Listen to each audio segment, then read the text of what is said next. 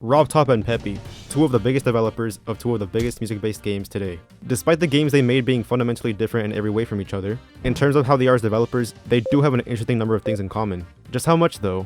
How much can they relate to one another? And who's better? To start, RobTop is 37 and was around 26 when he developed Geometry Dash. Peppy is 42 and was around 25 when he developed Osu.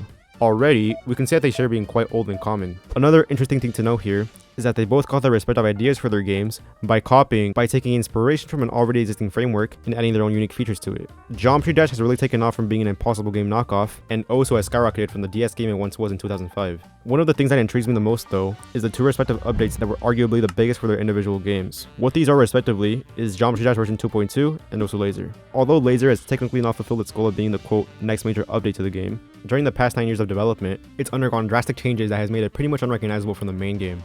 Rob and Peppy have arguably put a good chunk of their life's work into these updates, with RobTop spending 6 years, 11 months on 2.2, and Peppy spending 9 years and 7 months on Laser, which is still ongoing. If you convert that to a percentage, that means that RobTop spent around 19% of his life on 2.2, and Peppy has so far spent around 23% of his life, almost a quarter, just developing Laser. Keep in mind, that's excluding how much total time they spent as a whole on their games, which is an even higher number.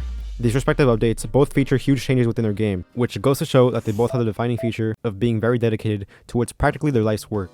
I guess 2.3 is RobTop's next big goal, but you guys let me know. Which one will be released fully first? Geometry Dash 2.3, Osu Laser, or GTA 6? Or Hollow Knight Silksong?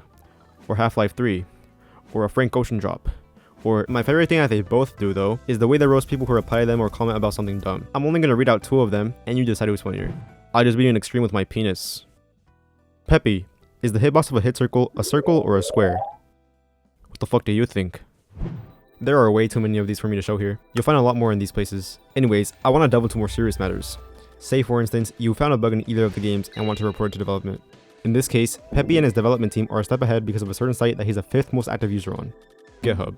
Out of 11,000 total issues that has been brought to his attention, at least 88% of them have been marked as closed or resolved. While Geometry Dash does have community-run forums of its own that users can use to report bugs on, you'll be lucky to have a moderator see your report and go out of their way to info Rob about it. But I'll give him the benefit of the doubt. Geometry Dash is a one-man operation run by RobTop himself, so he doesn't really have time to... Wait, he's doing this all by himself?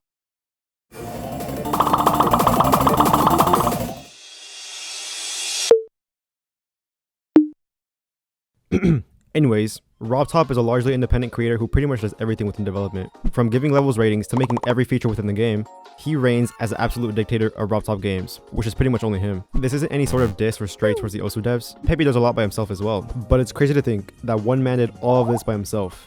Being the sole developer, he's managed to have complete creative control of the game, which is evident through how it's evolved. From a simple cube game where you click to jump over spikes to whatever this is, it's evident that RobTop has made a very sensational product, or rather, has made the proper tools for the community to make sensational levels. The game is no longer just a silly one-button obstacle game. It's now also a platformer. It's insane. Maybe not as insane as having an in-depth plan on how to flee to either Canada or Mexico if shit goes south, but I digress. Peppy, on the other hand, has the advantageous trait of being very easy to contact. I already mentioned how much he deals with fixing issues within Osu, but also in general, it's not too hard to get his attention. Though it doesn't mean you should, any player has the ability to email him with a question, even if it's not pertaining to Osu. Here's a photo collection of things people have asked Peppy, and what he's responded with.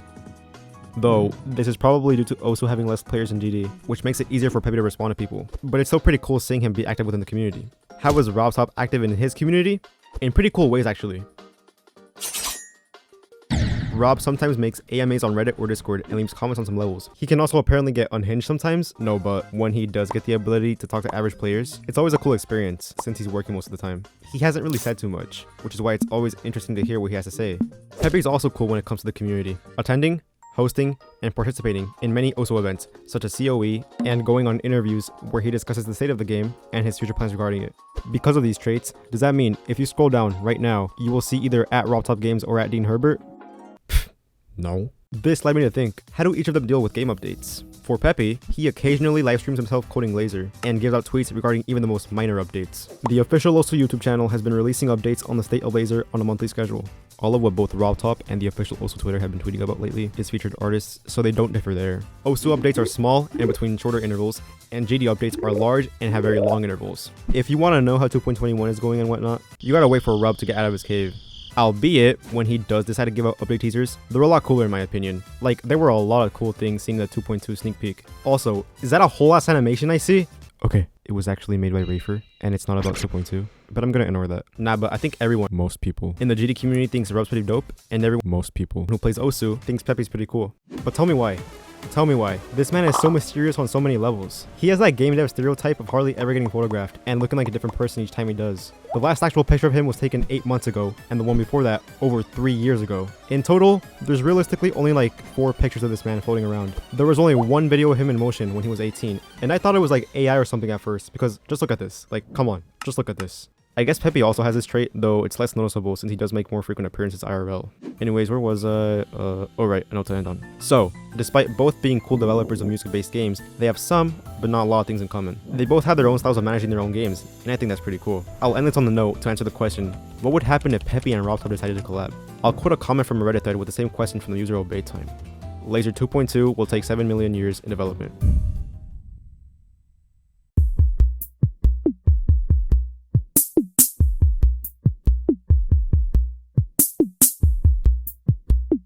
It's 4 AM, I finished editing this video and my cat is just staring at me and I'm scared.